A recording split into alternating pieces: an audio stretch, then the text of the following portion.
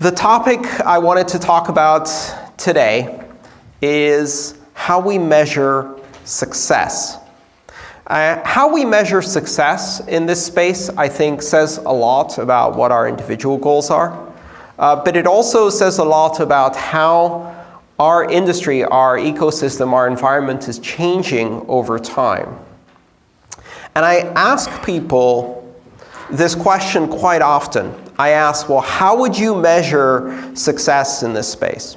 Whether we're talking about Bitcoin or we're talking about open public blockchains and other cryptocurrencies in general, what does it mean to be successful? When do we know that we are winning or have won this battle? When do we know that this technology has arrived? And the answer I get really says a lot about the person I'm talking with, because it's a highly personal answer. So the silly answer is when the price goes to the moon. And that's not a very good measure of success. It's not a good measure of success because that's not what we should be aiming for. But then again, that's what a lot of people get involved in this space for. So a lot of people get involved at first because they anticipate or have heard that this is a fantastic get-rich-quick scheme. And then they discover over the next harrowing weeks, or sometimes just days, that it can also be a fantastic get-poor-quick scheme as they branch out into obscure altcoins they've never heard of, trade based on panic, start trying to cut their losses, and blow all of their investment away. If you got into this space to get rich, you may succeed, but you probably won't. So that's not a very good motivation. Fortunately, if you have a strong local community, what happens is when the price goes shooting up across the cryptocurrency space, a lot of new people start showing up to the meetups with a little sparkle in their eye. Yeah, you can tell. They're very, very excited about this technology. No, they're not. They're very, very excited about the possibility of making some money. And as soon as the price turns, which happens on average just after it climbs to the very high point, then most of them disappear, right? I've watched these ebb and flows since 2012. I remember the first meetup I went to where only one other person showed up. That other person was Adam B. Levine, the founder of the Let's Talk Bitcoin podcast, which we've now hosted 386 episodes since 2013. It's the longest running podcast in the space. I met him over steak at the Napa Valley meetup of the local Napa Valley Bitcoin community, which was Adam and me. And I wasn't in Napa, I was just traveling there. So it was a very, very sad meetup. Fast forward about a year later, and that same meetup has 50 people showing up on a weekly basis. And then about a year after that, there's only 5, right? And if you follow these trends, you'll notice that our space ebbs and flows, and the price tends to attract a lot of new people. The trick is with community is to get people who join for all the wrong reasons and help educate about the technology. Mostly by conveying why you're interested in this technology. Well, right now, if you got into this space in late 2017, to get rich and invested money some point between October and December of 2017, and you're still here, clearly you're not here for the money, right? You've weathered the storm, right? We're on the other side of that mountain. Things are looking pretty grim, comparatively, and if you're still here, that means you have another motivation. And that's great, because now you can start talking to the people around you and in your community about why you're still interested in this technology. What do you think it will do? For me, the important characteristics of open public blockchains have nothing to do with money. They have a lot to do with decentralizing trust. They have a lot to do with creating open environments that are borderless and global, that operate across the world, and that can create opportunities for people to engage in commerce and other trusted transactions in an open way without restrictions. To me, it's about changing the architecture of one of the fundamental technologies we have in society, which is money, and possibly a few more related to that. For example, with smart contracts, law, and justice systems, contracts. That's what drives me with this technology. I have this crazy idea that this technology can change the world, that we can in fact see a world where access to this technology changes people's lives, especially in places where there is very little access to financial services, there's very little access to fair systems, to open systems, the ability to record the truth, the ability to transact without trust, the ability to kick out intermediaries from every commercial transaction, the ability to get rid of organized criminals who happen to have a banking license and are robbing people blind, which of course is not as much of a problem in Ireland, but it certainly is a problem in the vast majority of the world. To me, those things are important. And so I measure success a bit differently. When I ask people, how do you measure success with this technology, I think the most common answer I get is mainstream adoption. If most of the people around me are using this technology, if I can use it to buy something from the local shop, then I think this is now succeeding, right? That's the measure of success. It's a very common measure of success that a lot of people talk about. So the vision of that is walking into your store, your local store, and you want to get a breakfast sandwich, and you don't have to say, do you take Bitcoin? Or even, do you take Ether, Litecoin, Monero, or something else? They obviously do. That's the vision. That's how most people think about this. Alongside Visa, MasterCard, cash, euros, perhaps US dollars, you could pay in your local shop with one of these weird cryptocurrencies, and most importantly, it would no longer be weird. You would no longer be the weirdo who keeps asking, do you take Bitcoin at your off license. Been there, done that.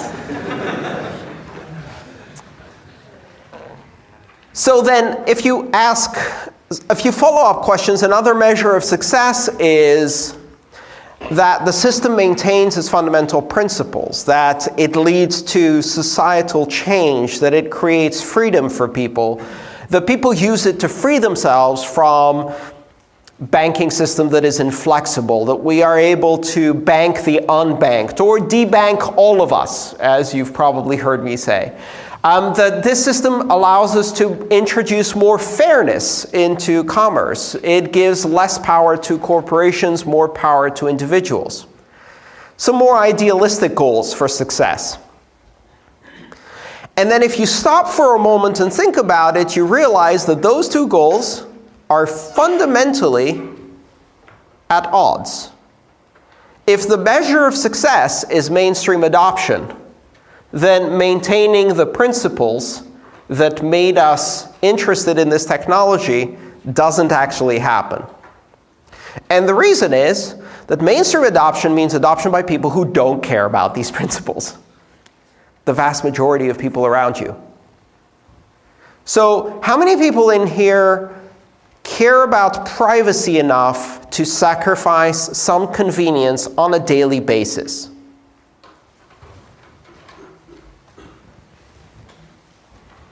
And how many of the people you know use the same password on every website? How many people here would never share their private information on Facebook? And how many people around you do you know who think Facebook is the internet and haven't ever left that space and now vote based on what they see there, right? So the problem is that mainstream adoption dilutes principles, and the mainstream doesn't share your principles. It doesn't share your motivations. You're not the mainstream. You're the weirdos who are into Bitcoin and cryptocurrencies. We all are. That's okay.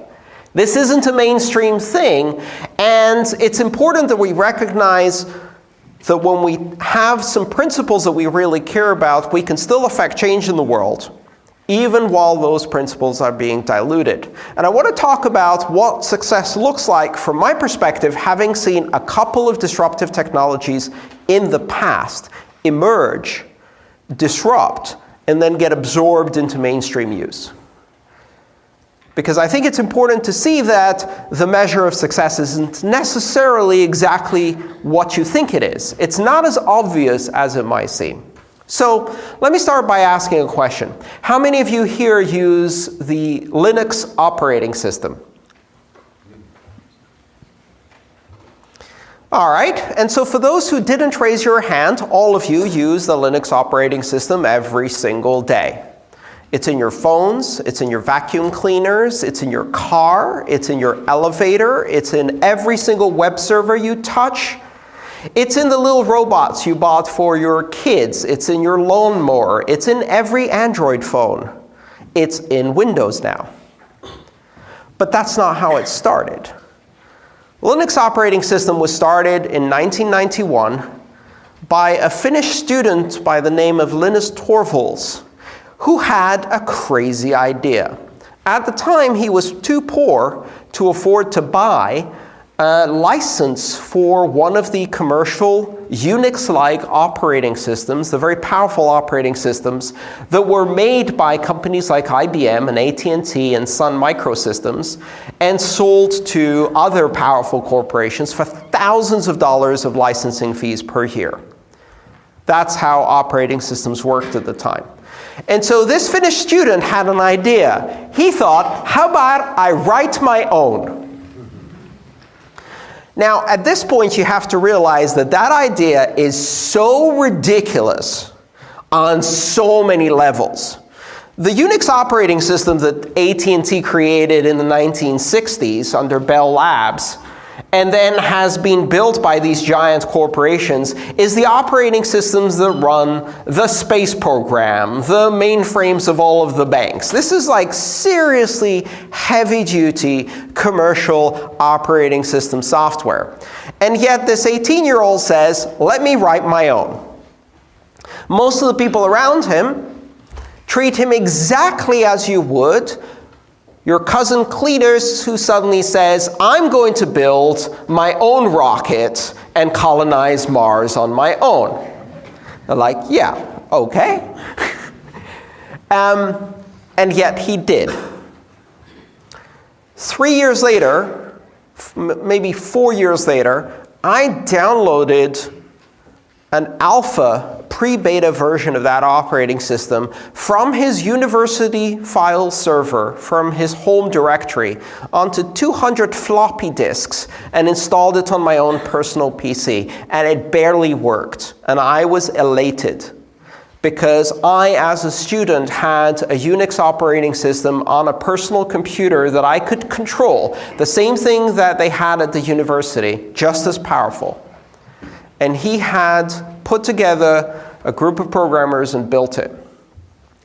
Now, at the time, if you ask people, what is the point of an operating system that is completely open, free for anyone to use, where anyone can use it to innovate and build systems as small as embedded microcontrollers, all the way up to running the biggest supercomputers on the planet?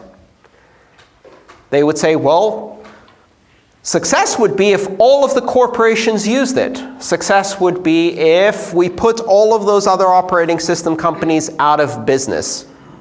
Success would be if nobody paid for an operating system like that again. And on that measure, ironically, Linux succeeded in all of those things. AT&T no longer makes operating systems. IBM no longer makes operating systems. Even Microsoft really no longer makes working operating systems. And now they support Linux, their greatest foe. Linux now runs everything from the smallest Raspberry Pi computer that you can buy for $30, then you can use it to run your sprinkler system in your garden, all the way to every single one of the world's top 100 supercomputers. They all run Linux. Linux is everywhere. And yet, if for a moment you thought that mainstream adoption meant that your mom uses Linux and knows that she's using Linux, or your uncle uses Linux and they know they're using Linux, in that measure, it failed. Nobody knows they're using it. It's not branded. Nobody uses it on their desktop apart from a few weirdos. Yes, me again. And a few others in the audience, I'm guessing. Who uses Unix on their desktop? Linux on desktop? Okay. Yeah, you can see the correlation, right? That's how they get you. It's a gateway drug. You start with Linux on the desktop. Eventually, you're in an amphitheater full of cryptocurrency weirdos. It's a slippery slope. The measure of success is not mainstream adoption. And it's not mainstream adoption in the way that you think it is. It's not mainstream adoption where everybody knows that this is part of their life and it's succeeded in that way. It's a much more subtle measure of success.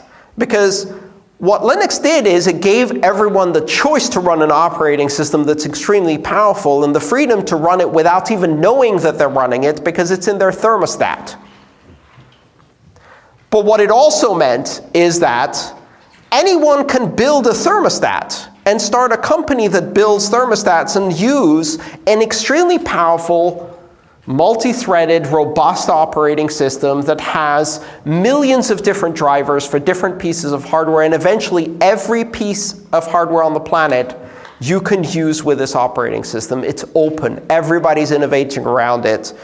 And so it breaks the monopoly of the big companies and gives that freedom of choice to everyone, to the point where they no longer know they're using it. I'll go a bit further back and talk about what does it mean to measure the success of the internet. Most of the people in this room are too young to remember a time before the internet. I was there. I not only remember this, I grew up in a country where we didn't have computers in my school. And I bought my own computer at age 10 and a half. Well, my mom bought me my own computer at age 10 and a half. Thank you, Mom. And I started getting on the internet surreptitiously through an account that, legally speaking, I didn't own access to because it was a university account at the local university. And, I was 14. So anyway, the details aside, statute of limitations and all that. I got on the internet and it opened for me this whole world. I suddenly realized that if you got computers to talk to each other and they could collaborate using open protocols, this incredible flow of information could start happening. So I started telling everyone around me that the internet will change our lives, and nobody believed me. And if you ask me then, what is the measure of success for the internet? I would say everybody uses it, right? And not just that, but we break the back of monopoly publishers like the New York Times and the London Times, and the Murdoch empire of broadcasting, and the flow of information from governments to citizens, and despotic dictatorial regimes that censor their citizens and residents. and give access to information to people who've never had it before, and maybe one day a farmer in Kenya with a mobile device will be able to read an encyclopedia written by a German student about their own president or something like that. I could imagine all of these scenarios. But what if we changed the measure of success and said, well, success would be that we had this very powerful decentralized network that gave us all access to information, then by that measure, the internet has failed. Because a couple billion people only know the internet as a closed, curated garden called Facebook that gives them carefully filtered information managed by AI algorithms to reinforce their existing beliefs and tweak their dopamine receptors so they can buy more plastic shit. Now that's clearly not the cyberpunk vision of the future that we had hoped for. At the same time, the internet is highly centralized with a few very important choke points onto which an entire surveillance infrastructure has been imposed so that all of that information is sucked up and processed in vast amounts, and it becomes a panopticon. It sounds like a dystopian nightmare. By that measure of success, the internet has failed. It's failed to deliver freedom. What is it delivering? It's delivering a new set of media moguls to replace the old set of media moguls without changing the architecture. If I just wanted to, I didn't want to switch Murdoch with Zuckerberg. That doesn't really solve the problem. The problem is changing the architecture of access to information. So if you look at that, you might think the internet has failed. But it hasn't. Because it's not just Facebook. The internet is also mesh networks and relay networks and dark web and dark networks and peer-to-peer networks and Bitcoin. The internet is also wireless communications sent into North Korea. The internet is also WikiLeaks and whistleblowers. The internet is also citizen journalists and bloggers who challenge governments by revealing information they don't want revealed. We get to choose which internet we use. And a lot of the people in this room are choosing to use the other internet, the free, decentralized, open internet. So if you look at the big picture, you might say we failed. If you look more closely, you'll notice there's an engine of freedom and choice there that is still capable of bringing to birth these incredible innovations that are unexpected, radically disruptive, and unstoppable, like Bitcoin. It's still able to do that. So is the internet free or is it not? Is it open or is it not? Is it decentralized or is it not? It's both. It depends which part you're talking about. And it has achieved all of its goals, even while a big chunk of the population didn't adopt those principles and simply replaced the old moguls with new moguls in order to get heavily filtered bullshit information delivered to them like a drip feed through a TV. Nothing changed. For some, everything changed for some. When people ask me, do you think that big corporations are going to start their own cryptocurrencies? Or do you think governments are going to start their own cryptocurrencies? And could they beat Bitcoin? Could they beat Ethereum? Could they beat the other open public blockchains and replace them with closed private blockchains? That's basically the same question about how do you measure success? What does it mean to go mainstream? So what does it mean to beat the open public blockchains at this game? Let's say Facebook releases their own coin. Okay? Face coin. That sounds terrible. Anyway. So they release their own. And you look at it and you ask the 5 basic questions. Is it open? Is it neutral? Is it borderless? Is it decentralized? Is it censorship resistant? And the answer is no, no, no, no, and no. It is closed. It has borders. It's controlled by jurisdiction. It is not neutral. It is absolutely centralized, and it has censorship on it because it must. So therefore, it fulfills none of the criteria of an open public blockchain that we care about. It doesn't fulfill any of the principles that we care about. The Irish government, through the central bank, releases Aircoin. And is it open? Is it borderless? Is it neutral? Is it censorship resistant? Is it decentralized? No, no, no, no, and no. It is what we call now a central bank digital currency, which is new suit, same shit. So how do you deal with these phenomena? Because if, as a measure of success, you take mainstream adoption, which one do you think is going to be more popular? The free, open, neutral, borderless, decentralized Bitcoin or other open public blockchain where there are a few criminals, there are some weird QR codes, a lot of the people are wearing ponytails for some reason, and they have a lot of tattoos. And if you do the wrong transaction, there's no customer service to call. No, I'm sorry. This is a free, decentralized future. Your keys, your coins, no customer service. Nothing is reversible. With great freedom comes great responsibility. Isn't that what you wanted? No, that's not what we wanted. What we wanted was Facecoin, where every time you do 100 transactions, you get a little purple star. If you collect 5 purple stars, you get a free Frappuccino at Starbucks.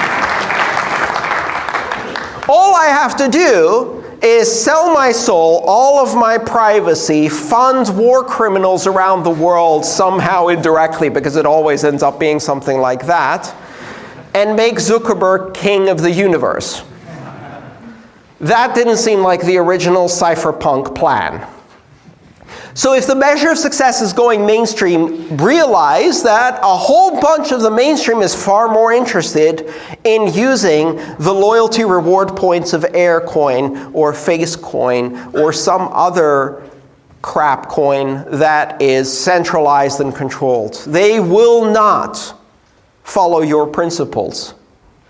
And that means that, in many cases, the local chippy won't take Bitcoin, even while they do take Facecoin and Apple Coin and whatever other corporate concoction is created. We don't beat PayPal. We don't beat Visa. We don't change the banking system by doing what they do, by becoming them, only weirder. We have to realize that in countries like Ireland, where the banking system works and the payment networks work, the need for a decentralized currency like this isn't quite there. You don't need Bitcoin. Ask a Venezuelan if they need Bitcoin. They need it. Someone from Argentina or Brazil, Ukraine, Greece, Cyprus, they may need it.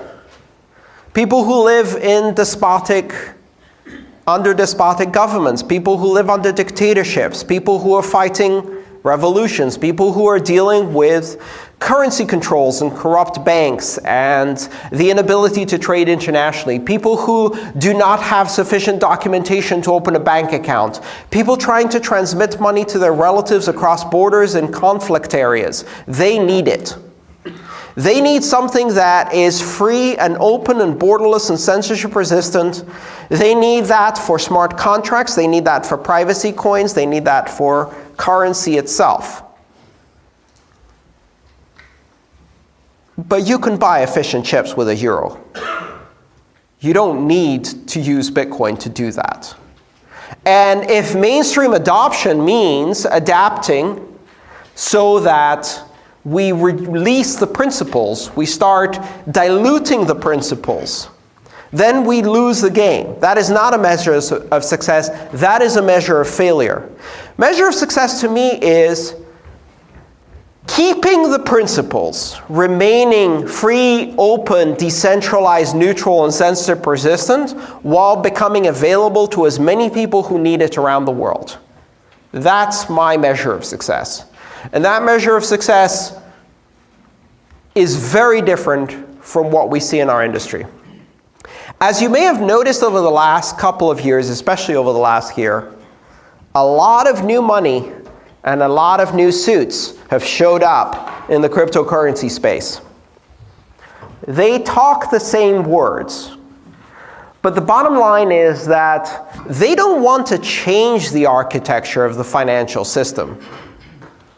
They don't want to break the monopolies, crush the cartels, break open access to financial systems, give economic inclusion to as many people as possible.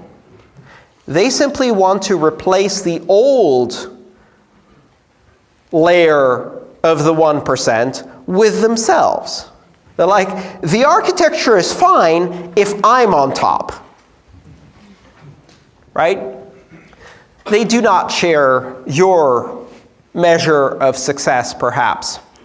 So, what I'm reaching at is that we have to understand that there will be closed systems. There will be centralized systems.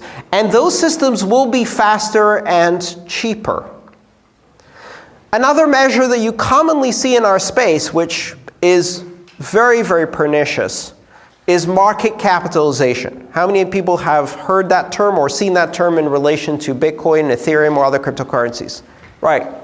And how many people have heard the term the dominance index? So the dominance index is the measure of what percentage of the total market capitalization of cryptocurrencies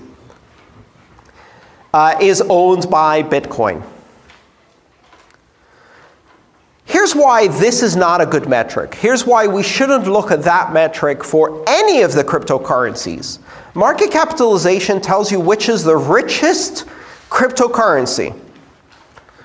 And I can guarantee you that there will be cryptocurrencies that are richer and bigger and more broadly accepted than Bitcoin. It's very, very easy to do that. All you have to do is sacrifice the principles. You can make something that is cheap, fast, centralized, controlled, censored, and then you can pump money into it and make it mainstream. Facecoin will be bigger than Bitcoin. Fedcoin will be bigger than Bitcoin.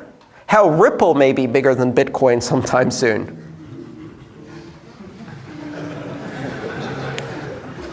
So what do the banks have that we don't?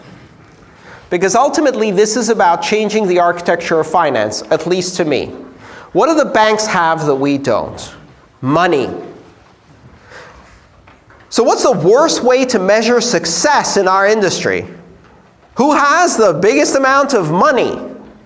Well, we've already lost that game. They have all of it. They printed it from nothing. And control the creation process.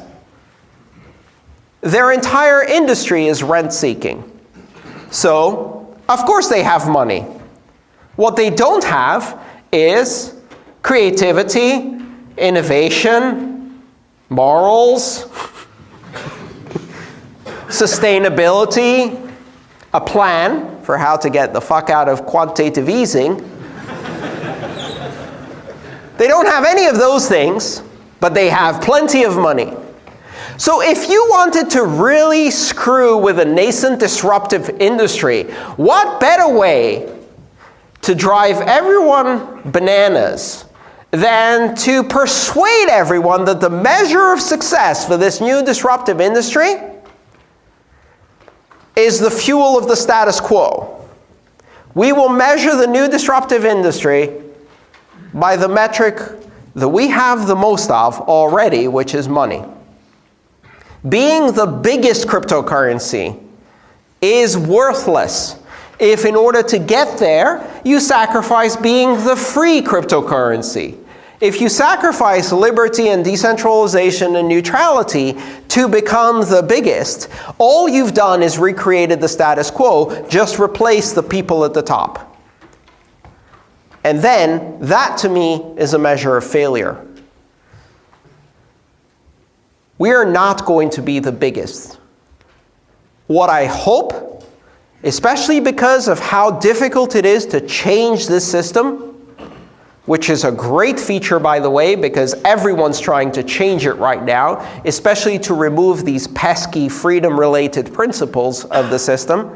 What I hope we are is not the biggest.